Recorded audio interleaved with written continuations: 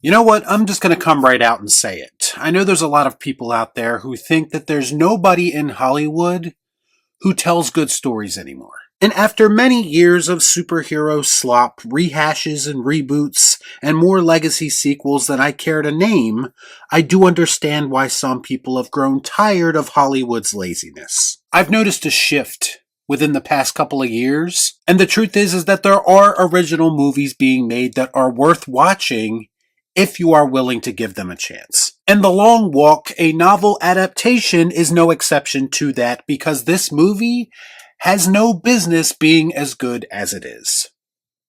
Let's discuss. I watch so you don't have to.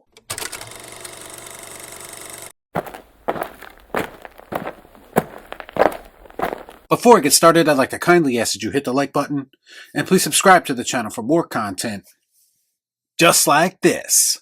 What are you waiting for, huh? What are you waiting for? The Long Walk follows teens participating in a grueling high-stakes contest where they must continuously walk or be shot by a member of their military escort. So since I first saw the trailer for The Long Walk, I've been interested in seeing this movie. I thought it had an interesting general concept, and at the very least I figured it would be a nice way to kill a Thursday or Friday night at some point. But now that I've actually seen the movie and given it a real chance, much to my surprise, it is so much more than that. People are going to show up and watch this movie maybe under the assumption that it's just another run-of-the-mill thriller. Maybe even under the assumption that it's just another mediocre adaptation of a Stephen King novel. And those people will buy a ticket because of the concept being presented and because of the kills. But I believe that they will stay because of the characters. Surely you can't be serious. I am serious. And don't call me Shirley. This movie is driven by dialogue, by the performances, and by the beautiful bits of character building that they somehow fit into a normal runtime without it feeling bloated. We are almost instantly introduced to this ragtag group of young men who want a better life for themselves. The film establishes pretty early on that the world that all of this is taking place in is war-torn, military-occupied, dystopian, and a country where its citizens have been made to feel desperate. Sound familiar? The powers that be are manipulating and gaslighting its citizens into believing that volunteering for a dangerous competition is their only way out. And it's only through the banter between the characters involved that you get a better sense of just how f***ed up this situation is. We're gonna die! So at first I'm watching it and I'm like, why would these contestants want to be friends with each other? They are quite literally competing against each other, and they should want the other people to die. But they organically form this kind of brotherhood, both through their defiance of the rules that they are supposed to be following, and when they come to the realization through their pain that some things are more important than money. And that is the essence of this movie. It is very much a story about self-discovery. And throughout the course of this grueling competition, we see these characters, some, change drastically. You see people come to terms with certain things about themselves and about others. When you put characters into these extraordinarily difficult situations, and you allow them to grow and even collapse in very organic ways, it goes a long way to helping the audience get invested in the story you are trying to tell. That makes sense. It was honestly a beautiful thing to see.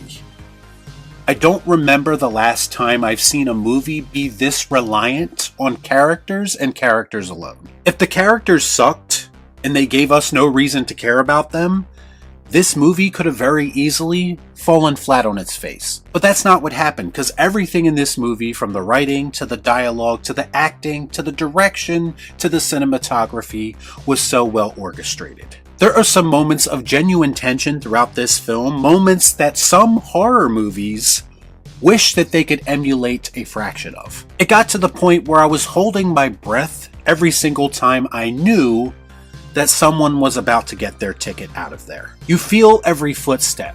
You feel every gunshot, every emotion that these characters are feeling throughout the course of the film. And you know it's because even though they are getting closer to what they originally wanted, the characters are quickly realizing that this isn't what they wanted at all.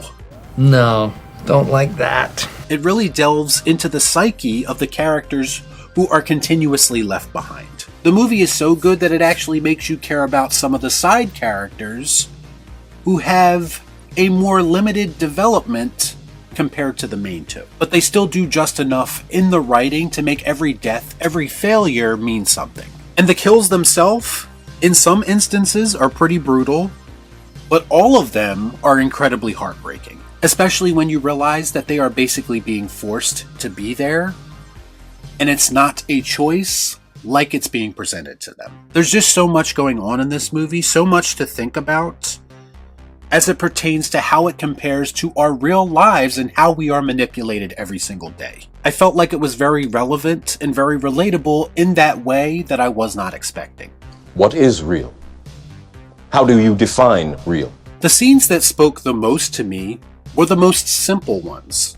The ones where the characters are just walking along, the camera is following them, and they're just having general conversations with characters coming in and out of the conversation as it's happening. And there's just so much revealed about everyone involved, about the game itself, about the world that they live in, and it was just a brilliant way to deliver some much needed exposition. Some are going to call such a dialogue-driven movie boring, but I call it a slow burn in the best way possible. Because to me, when dialogue is done right, it can be just as captivating as a chase scene in an action movie. They even have moments of quite colorful dialogue that are very expertly designed to lighten the mood when appropriate. The two leads are played by Cooper Hoffman and David Johnson of Alien Romulus fame, and they have some great chemistry with each other.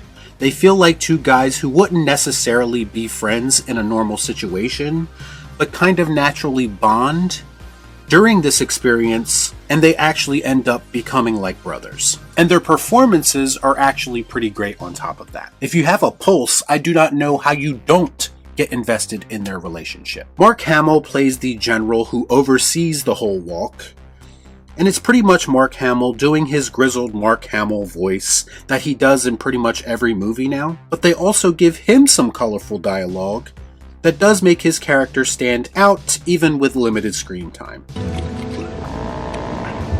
I just have not seen this much emotion packed into a normal-sized movie in some time. It's well written, well acted, well directed, well shot. It's a captivating story that probably could have came off like cheesy teen fiction in less capable hands. But Francis Lawrence, of all people, elevates the material in a way that easily makes this one of the absolute best Stephen King novel adaptations ever. And it's easily one of the best movies of the year as far as I'm concerned, because it gave me pretty much everything I could ask for in a cinematic experience. I was on the edge of my seat from start to finish and completely locked into the journey that these characters were on. And that's why, much to my surprise, I'm going to be giving The Long Walk the elusive Bill and Ted.